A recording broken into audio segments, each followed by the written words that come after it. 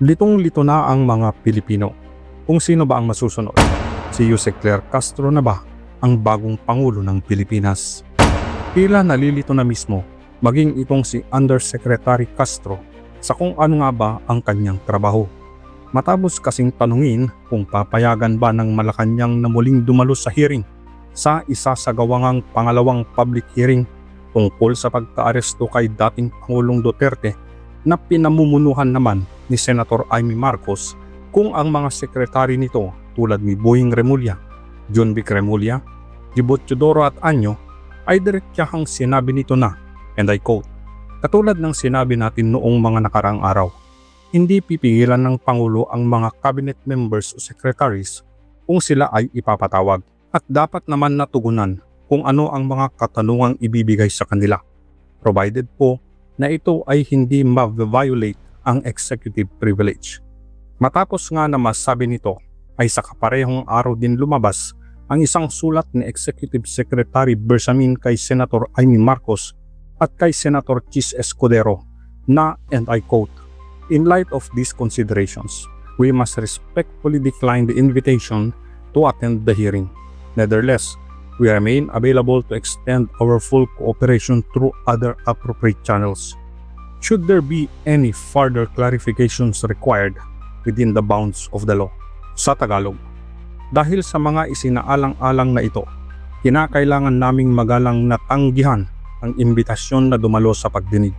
Gayunpaman, nananatili kaming handang makipagtulungan sa pamamagitan ng iba pang na mga paraan. Sakaling may kailangan pang linawin, alinsulod sa mga itinakdang batas.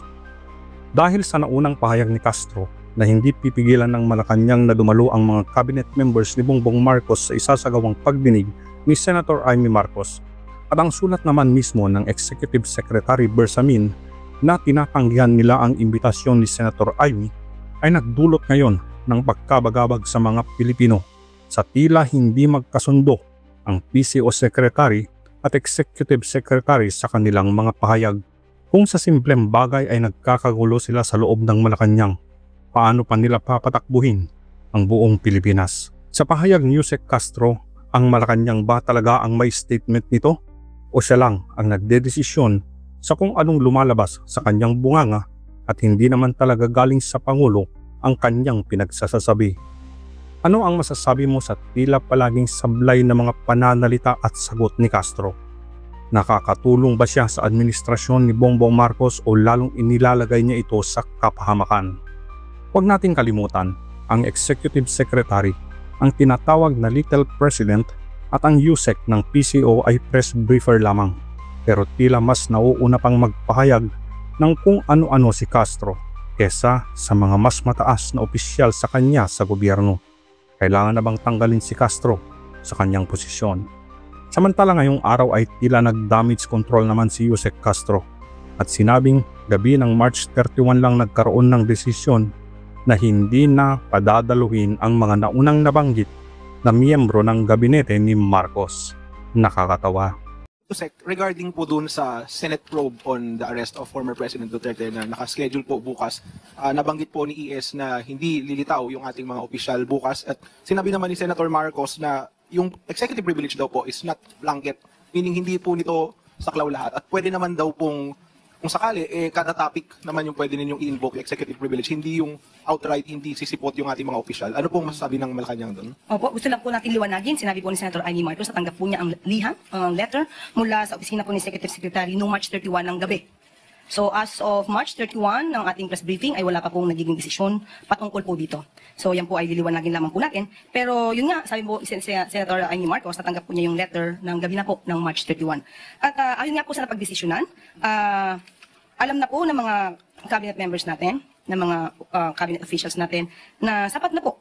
Sa kanilang pananaw ay sapat na po ang kanilang mga nasabi, na ibigay na facts, mga data, sa naunang hearing sa ni Senator Amy Marcos. At yun po, at sa tingin po namin ay sapat na po considering the fact na nagkaroon na rin po siya ng kanyang preliminary findings. So, yun po, at hindi po natin masasabi na hindi naman po tinugunan ang mga katanungan kung ito po ay in aid of legislation. So, malamang po ay sapat na po ang mga nasabi ng ating mga cabinet officials para makagawa na po siya ng kanyang batas patungkol po dito. Sabi ni Senator, it would have been an opportunity daw po sana sa administration to prove na walang tinatago ang inyong administrasyon hinggil sa pag-aresto. Wala naman pong tinago dahil sapat na po yung napakahabang oras nung unang hearing para po masabi ang dapat na masabi po ng ating mga cabinet officials patungkol po dun sa pag-surrender kay dating Pangulong Duterte sa ICC.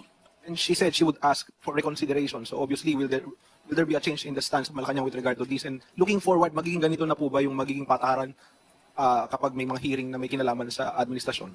Tignan po natin kung ano po mangyayari kung siya po ay nag-a-ask ng reconsideration. Wala pa pong tugon dito si E.S. Bersamin.